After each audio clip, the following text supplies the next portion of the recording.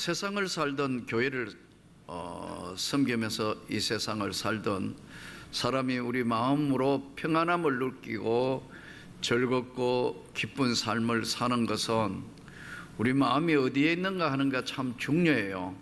기쁜 일이 있으면, 즐거운 일이 있으면 마음이 밝아지고, 괴롭고 힘든 일이 있으면 마음이 무거워지고, 아무리 뭘 하려 해도 그 무거운 마음은 얼굴에 나타나고 그러죠.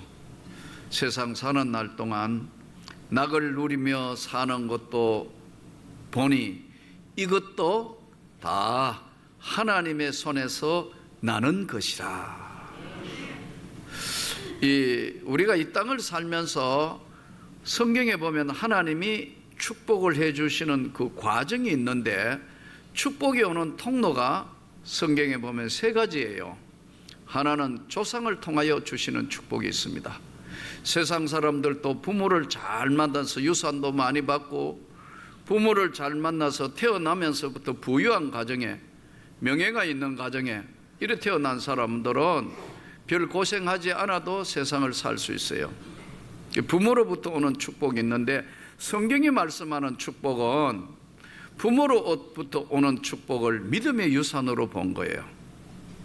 아브라함과 이삭과 야곱과 요셉에 내려진 바로 위대한 믿음의 유산을 통해서 조상의 믿음이 바로 자녀에게, 다음 단계 손자 손녀에게 계속 내려갈 때 이 믿음의 유산이 쌓여서 바로 조상으로부터 오는 축복이 있습니다. 이 놀라운 축복이 여러분들이 복의 근원이 되기를 축복합니다. 그런데 이 조상으로부터 오는 축복도 그냥 오는 것이 아니고 기다리게 하세요. 성경에 보면 아브라함이 이삭을 낳는데 걸리는 기간이 25년이라는 긴 세월이 흐릅니다. 갈등도 하고 힘듦도 있고 고통인데, 믿음의 유산도 한 번만에 흘러가는 것이 아니고 긴 시간 동안 마치 강에서 흘러 큰 강을 이루어 바다로 내려가는 것처럼 믿음의 유산도 시간이 필요한 거예요. 그래서 여러분들이 자식이 마음대로 되는 가정은 하나도 없어요. 믿음 좋은 가정을 이루어서 하나님의 축복 가운데 살기를 부모는 다 원하고 할머니 할아버지는 원하지만 다음 대에 내려가기에는 장애가 많이 있어요. 이 장애를 잘 거두어서 축복의 통로가 흘러갈 수 있도록 믿음의 유산이 조상으로부터 온다는 사실을 잘 깨달아서, 너의 외조모 루이스와 너희 어머니 유니게 속에 있던 큰 믿음과 청결한 양심이 너에게 있는 걸 내가 보았다. 사도 바울이 디모데를 향해서 하는 말씀이에요. 이 축복 그냥 간과하지 마시고, 손자 손녀들 또 우리 자녀들이 믿음의 삶을 정말 잘 지키고 이 땅을 사는가, 길게 보면 형통이라는 단어는 바로 믿음 위에 세워져 있는 거예요. 잘 할 수 있기를 주님의 이름으로 축복합니다. 믿음의 유산, 첫 번째는 조상으로부터 오는 믿음의 축복이에요. 두 번째는 교회를 통하여 오시는 축복이 있는데, 이 교회를 통하여 오는 축복은 섬김이에요. 하나님의 나라를 섬기고 어떻게 봉사했느냐에 따라서 하나님은 그것을 귀하게 보시는 거예요. 작은 일일지라도 하나님의 나라를 위하여 희생하고 봉사했는 것, 이것을 번성이라 그렇게 이야기했어요. 야곱은 믿음을 지키면서 혼란한 세상을 살았지만 낳은 자식들이 여러 명이라서 사랑하는 아들 요셉이 애굽의 종으로 팔려가서 갈등을 하고 죽었다고 보고를 받자 눈물을 흘리며 고통을 받습니다. 그러나 요셉은 나중에 우리가 잘 아는 대로 총리까지 올라가는데, 그것이 우연하게 된 것일까요? 바로 섬기는 야곱이 하나님 앞에는 언제나 먼저 하나님 앞에 자신을 드리고 하나님의 말씀대로 살려고 하는 야곱의 모습에 하나님이 요셉을 형통하게 복을 주셨더라, 이렇게 기록되어 있어요. 이 섬김이 굉장히 중요합니다. 그래서 여러분, 작은 것이라도 주님의 교회에 희생하고 지금 열심히 섬겨주고 계신데 계속해서 그렇게 하시기를 축복합니다. 난 모르겠다, 그런 거 나하고는 뭐 관계 있냐, 그러면 받을 복을 스스로 차는 겁니다. 섬김. 믿음의 조상을 통하여 하나님의 교회의 섬김을 통하여 또 하나는 본인의 믿음을 통하여 이 놀라운 축복이 내려가는데, 이때는 깨달으셔야 합니다. 깨닫고 은혜가 참 소중하구나 깨달을 때는 하나님은 그 은혜가 소중하다는 걸 깨닫고 있는 자에게 자기를 보이시는 거예요. 능력을 나타내시는 거예요. 치유해 주시는 거예요. 병원에서 거의 절망적이지만 하나님이 치유하여 손을 내미셔서 깨끗게 해 주시는 거예요. 그래서 이게 정말 믿음이라는 것은 세상을 이기는 것으로 나타나고 하나님의 능력이 나타나는 믿음이 바로 통로가 되는 거예요. 오늘의 이 본문은 이스라엘 백성들이 이제 요단강을 건너가는 이야기예요. 우리가 이 요단강이라는 것은 뭐 세상의 모든 도시들이 대부분 강을 끼고 있으니까요, 여사로 볼 수 있지만 요단강이라는 것은 특별한 강이에요. 이스라엘 백성들이 광야를 거쳐서 약속의 땅을 들어가는 반드시 넘어가야 될 과정 중에 하나가 요단강을 건너는 것이었어요.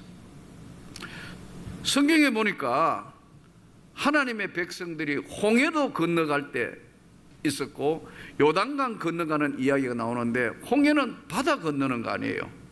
당시의 지도자는 모세가 앞장서서 홍해를 건너가고, 요단강은 바다가 아니고 강이고 그걸 진두지휘하는 것은 여호수아예요.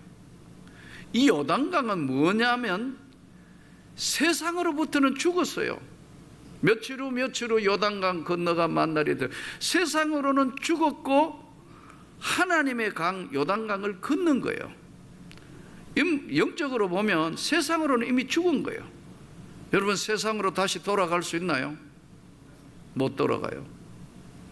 정말 지옥 가고 싶어도 못 가요. 왜냐하면 하나님 백성은 요단강을 건넜기 때문에 돌아볼 수도 없고 돌아갈 수도 없는 곳이에요. 우리가 이미 하나님을 믿고 그 하나님 백성 되고 하나님 말씀대로 사는 우리 하나님의 백성은 세상으로 돌아갈 수가 없어요. 예. 술판이 벌어져 있고 막 휘황찬란한 모든 그런 데 가면 여러분들은 불편해서 살 수가 없어요. 담배 연기 자욱하고 뭐 하여튼 혼란한 그런 세상에 가면 가슴이 두근두근하고 죄 짓는 곳에 서 있으면 마음이 불편해서 있을 수가 없어요. 왜냐하면 요단강을 건너온 사람이기 때문에. 하나님의 백성 된 건 이미 세상에는 죽었고 하나님 나라에 거듭난 거예요. 오늘 이 본문이 바로 지금 요단강을 건너갈 때 기록된 말씀이에요. 온 땅의 주 여호와의 꾀를 맨 제사장들의 발바닥에 요단물을 밟고 멈추면 요단물 곧 위에서부터 흘러내리던 물이 끊어지고 한 곳에 쌓여 서리라. 이제 요단강을 건너가는데 이 시기가 우리력으로 이야기하면 11월 초쯤 됐어요. 강이 범람할 때예요. 근데 하나님께서 지금 여호수아를 통하여 맨 앞에 제사장들이 언약궤를 메고 요단을 건너가라는 거예요. 그러면 발이 물에 닿는 순간에 위에서부터 물이 끊어져서 맨 땅으로 건너게 될 거라고 약속을 하셨어요. 그래서 이제 제사장들이 지금 건너가는 내용의 말씀인데 15절 요단이 곡식 거두는 시기에는 항상 언덕에 넘치더라. 물이 언덕까지 넘치는데 하나님은 명령을 내려서 언약궤를 메고 들어가게 합니다. 근데 요단을 건너든 홍해를 바다를 건너든 건너는 사람들에게 특징이 뭘까요? 죽음을 경험하는 결단을 해야 된다.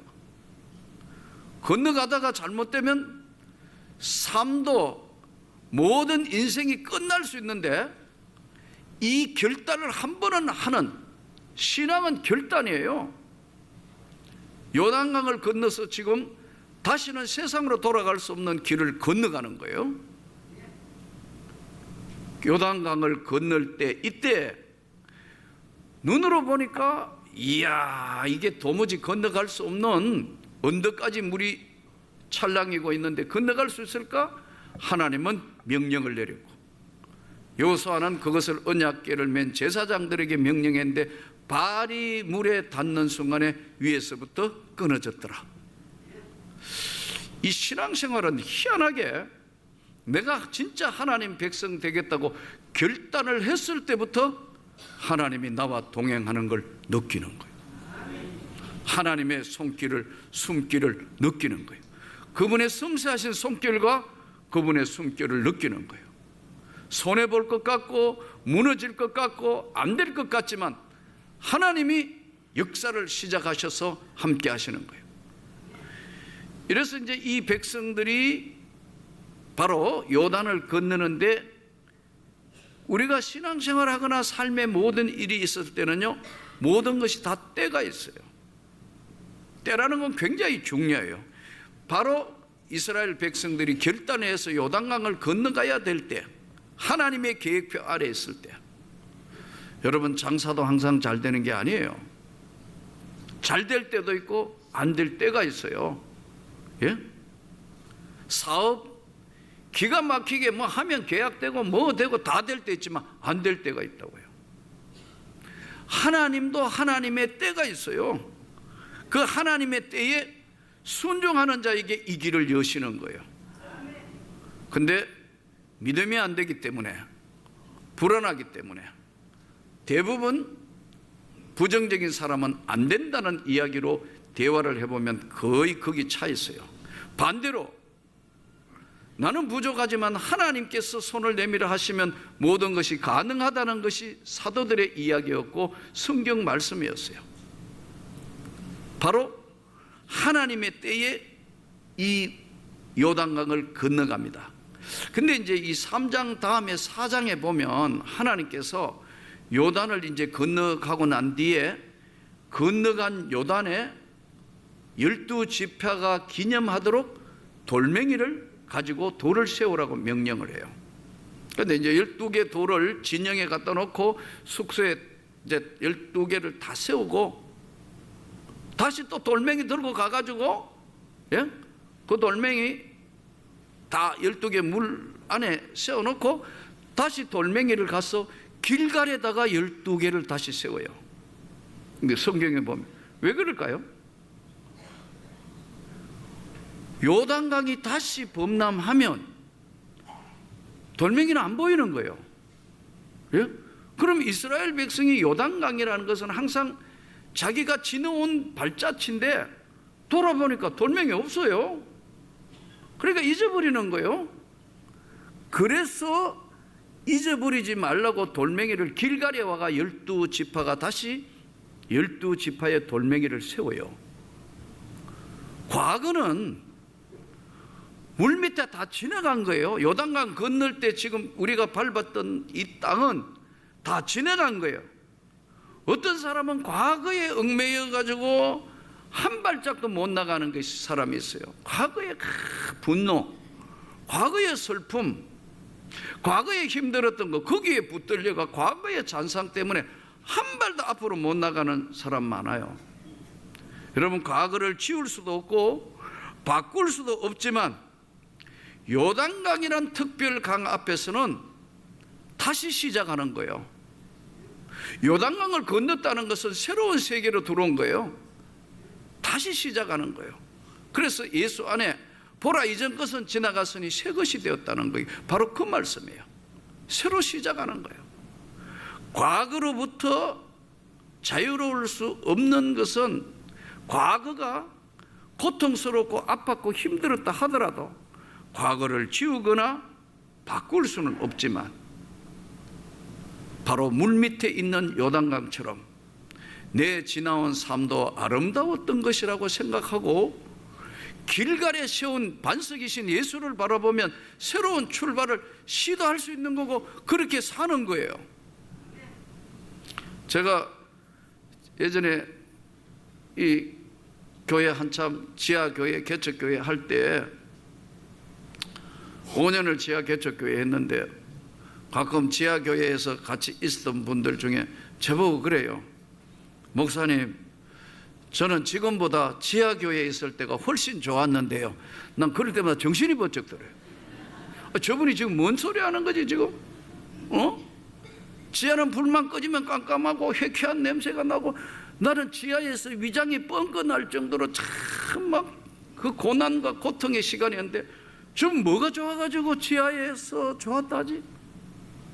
그때는 성도들이 적어가지고요 얼마나 다정스러웠는지. 그럼 요즘 다정스럽지 않다는 건가?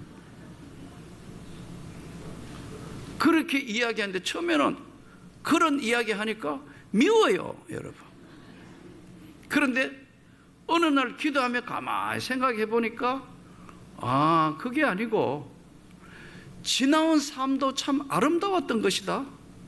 지하의 고통과 아픔이 없었다면 오늘 이 교회가 있을 수도 없고 또 이렇게 하나님이 우리를 사용하시지도 않을 건데 과거로부터 지우거나 바꿀 수는 없지만 여러분 이 과거를 내 마음을 열어서 물 밑에 요단강 밑에는 보이지 않는 돌들이 있다고 수용할 때 하나님이 역사를 하시는 거예요. 미국은 전 세계에 전쟁을 하는 나라입니다. 그래서 수많은 나라 베트남 전쟁, 이라크 전쟁, 아프가니스탄 전쟁 계속 전쟁하잖아요. 전쟁해가지고 전쟁돼서 안 죽고 살아남은 군인들이 오면요 문제가 많은 거예요. 처음에는 몰랐던 거예요. 곁은 멀쩡해요. 막 훈장 달고 막 대단한데 정신적인 멘탈이 붕괴된 거예요. 막 죽고 죽이고 하는 그 과정에 오니까 가정생활을 정상적으로 안 되는 거예요. 자다가도 벌떡 일어나고 막 아내가 적인가 싶어서 막 불안정하고 거기다가 직장에 가도 불안정하고 장사나 싸움 더 할 수가 없고 그 처음에는 몰랐는데 나중에 이것이 전쟁 후유증으로 오는 트라우마라는 걸 알았어요. 그래서 전쟁이 끝나고 난 뒤에는 전부 이제 한 과정을 거치는 거예요. 머릿속에 있던 전쟁의 과거의 아픈 추억, 고통스러운 거 없을 수는 없지만 그것이 바로 너를 성숙하게 만들고 너에게 이러한 주어진 임무를 너는 영웅적으로 잘했다는 걸 가르치기 위해서 그것을 수용하도록 훈련을 시키는 거예요. 사람은 과거에 어떤 너무 아픈 상처, 너무 고통스러운 자랄 때 있었던 거, 너무 힘든 거 있었는데 이걸 사람은 슬픈 것은 견딜 수가 없으니까 이걸 뛰어넘으려 하면요 요단강을 건너 물 밑에 있는 것처럼 과거를 수용하고 과감하게 받아들일 때만 새로운 출발이 가능한 거예요. 하나님의 역사의 손길이 열려지는 거예요. 사랑하는 성도 여러분, 그렇게 되기를 축복합니다. 문제는 하나님과 소통하고 또 기다릴 줄도 알고 또 하나님 앞에 감정에 휩쓸리지 않는 그런 건강한 신앙으로 가기 위해서는 하나님 앞에 언제나 여러분 성경 말씀을 읽으셔야 합니다. 내 발의 등이요 내 길의 빛이니이다. 그냥 주일날 예배만 드릴 것이 아니고 여러분 시간 날 때마다 성경을 눈앞에 두고 말씀이 나를 인도한다는 사실을 믿고 그 하나님 앞에 과거로부터 다시 새로운 출발을 하기 위한 과감한 하나님과 동행하고 소통하고 고통이 성숙하게 만들고 새로운 인생의 멋있는 주인공이 되도록 여러분 물 밑에 있는 요단강 안에 있는 돌은 다 잊어버리고 길갈에 세운 예수 그리스도의 세계에 하나님의 영광을 위하여 일어서는 여러분 되시기를 축복합니다.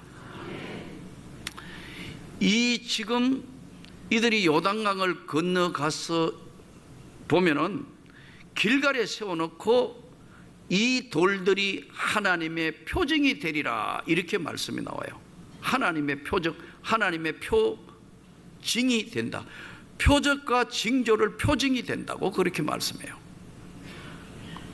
하나님은 여전히 변함이 없는 건데 오늘 또 이 시대를 사는 우리에게 중요한 메시지를 던지시는 겁니다.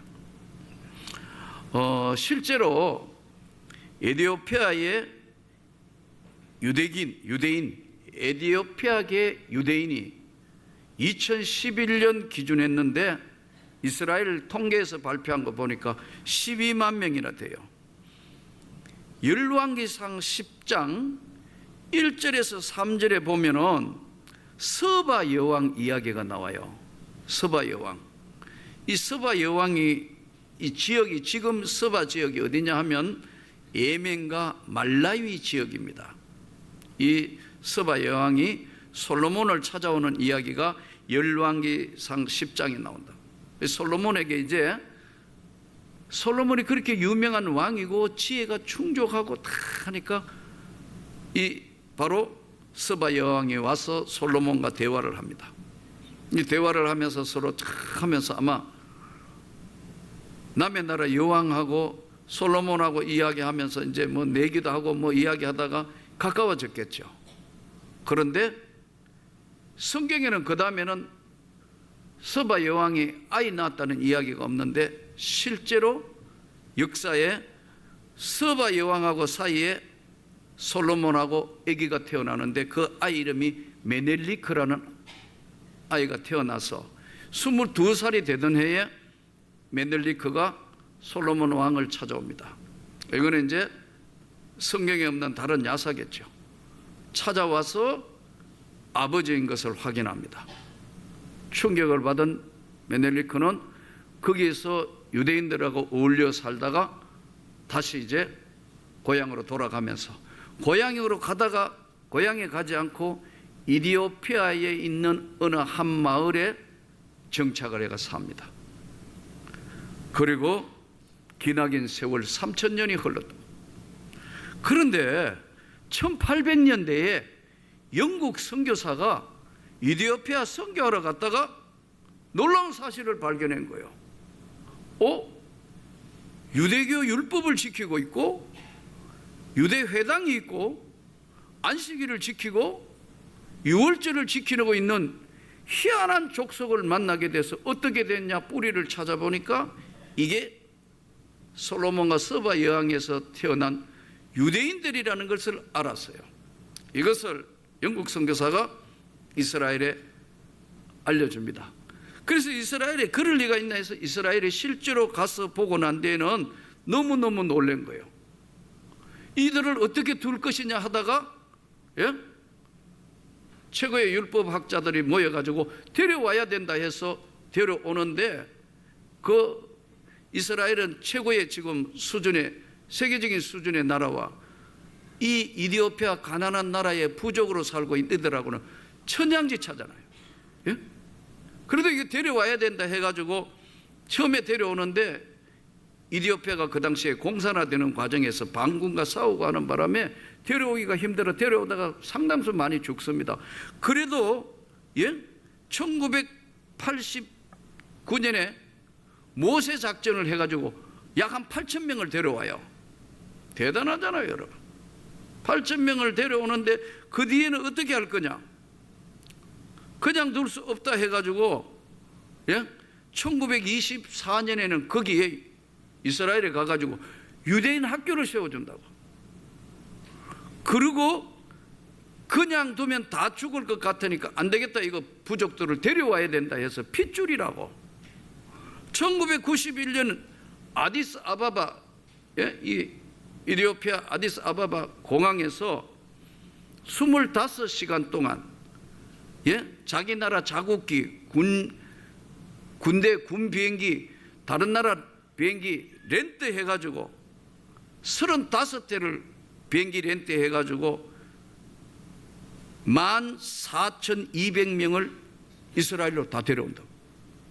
그리고 그들에게 시민권을 주고 공부 하나도 안 한 이들을 다시 이제 재교육하고 수많은 돈을 투자해 가지고요, 이들이 유대인 되는 데 정착하도록 도움을 줍니다.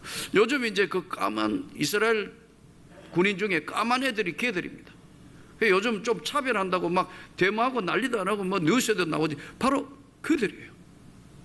3000년 전에 있었던 그들을 1500마일 떨어진 다시 고국으로 돌아오게 하는 그들의 그 눈물 나는 활동을 보면서, 육신의 유대인도 그런데 성경 말씀대로 예수께서 말씀하시기를 세상 끝날까지 내가 너희와 함께 할 것이고 지켜줄 것이다. 예수 그리스도로 말미암아 새 생명 얻은 요단강을 건넌 하나님 백성은 내가 세상 끝날까지 지킬 거다. 우리가 그 하나님을 믿고 사는 사람인데, 요단강을 건넌 사람이라는 것을 절대로 잊지 마시고, 하나님 백성된 우리에게 여전히 오늘 또 함께 하신다는 사실, 세상이 어떻게 바뀌고 무너진다 하더라도 하나님 백성된 사람, 하나님이 세상 끝날까지 지킨다는 걸 잘 명심하셔서 믿음으로 눈앞에 있는 어려운 일들을 요단강 건넌 사람답게 돌아보면서 모든 걸 수용하고 승리하는 저와 여러분 되기를 주님의 이름으로 축복합니다.